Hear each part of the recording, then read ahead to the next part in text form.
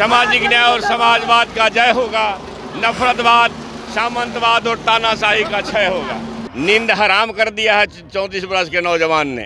दोनों सदन में बोले टाइमिंग के मामले में और आज तक लागू नहीं हो पाया। राजा जो हैं चाचा, उनके पास लगता है अब शासन का ज्ञान नहीं रहा। प्रोफेसर चंद्रशेखर भी फिलहाल चुनाव प्रचार में पहुंचे थे। सर, क्या कहिएगा आप? एक तरफा मत है।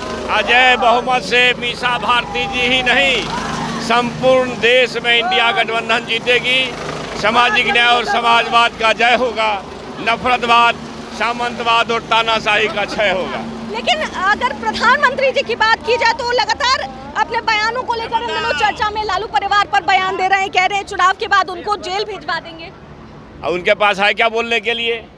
ना तो महंगाई बोलेंगे, ना बेरोजगारों के लिए नौकरी बोलने का उनको नो आता है, ना समाज की सुरक्षा का 100 आता है, ना सीमा सरहद बोलते हैं, ना गैस की कीमत पर बोलते हैं। तो ये ना किसान और मजदूर का जो लाखों करोड़ रुपया कर्ज है उस पर बोलते हैं। तो उनके जन सरोकार का एक मुद्दा से जिस प्रधानमंत्री को मतलब नहीं है, उसको जनता उखाड़ फेंकेगी। और आप देखेंगे 4 तारीख को इंडिया गठबंधन अजय बहुमत से हर जगह जीतेगी संपूर्ण देश में। अच्छा, पाटलिपुत्रा के प्रत्याशी हो या फिर पटना साहिब के प्रत्याशी हो, इन दोनों के लिए ही आप देखेंगे कि शीर्ष नेतृत्व बीजेपी के पटना पहुंच रहे थे, चुनाव प्रचार कर रहे थे। किस तरीके से देख रहे हैं सर? आप समझ लीजिए, एक 34 वर्ष के नौजवान के पीछे, एक हेलीकॉप्टर के पीछे 2 दर्जन हेलीकॉप्टर दौड़ रहा है। देश भर के भाजपा शासित राज्यों के मुख्यमंत्री दौरा कर रहे हैं। नींद हराम कर दिया है 34 वर्ष के नौजवान ने।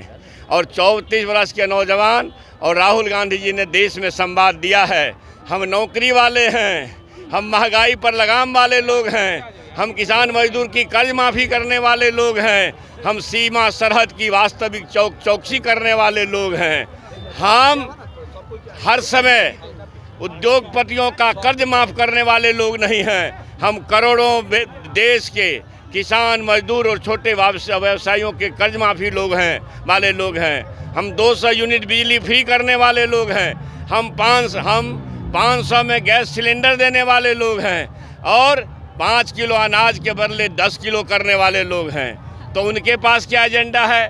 इसलिए मैंने कहा कि जन सरोकार से जिनको कोई मतलब नहीं है, जनता उनको उखाड़ फेंकेगी। अच्छा, एक आखिरी और अहम सवाल सर, जब आप शिक्षा मंत्री थे कई तरह के सवाल आप पर उठे और आपके बयानों को लेकर उठे, लेकिन अभी फिलहाल आप देखिएगा कि जितनी गर्मी बढ़ रही है और इसको लेकर के शिक्षा विभाग अपनी मनमानी लगातार कर रहा है। अगर के पाठक की बात कर ली जाए तो अपनी मनमानी वो कर रहे हैं, तो ऐसे में उन्हें कंट्रोल नहीं कर पा रहे हैं। इतनी गर्मी होने के बावजूद स्कूल नहीं बंद किए गए। जब 5 बच्चे बेहोश हुए, हॉस्पिटलाइज किए गए, तब वहाँ से आदेश आता है कि स्कूलों को बंद किया जाए। तो किस तरीके से देख रहे हैं कि अपनी नहीं, ये घोर चिंता का विषय है।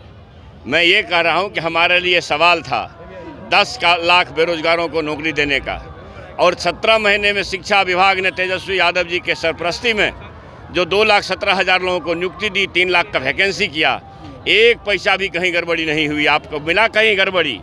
और जब भाजपा से दोस्ती किए चाचा जी तो 90,000 लोगों की बहाली इसलिए रुक गई कि वहाँ पेपर लीक हो गए।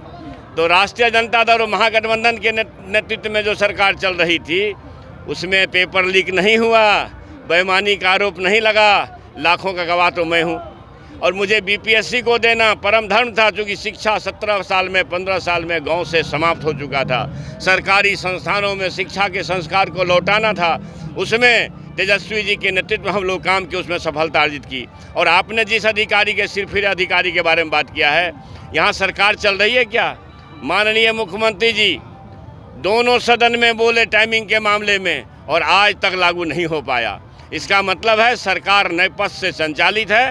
राजा जो हैं चाचा, उनके पास लगता है अब शासन का ज्ञान नहीं रहा।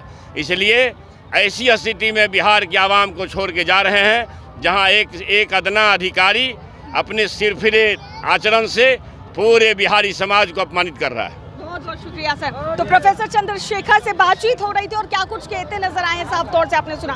कैमरा पर्सन ऋतिक के साथ प्रदक्षा प्रिया, दर्श न्यूज़।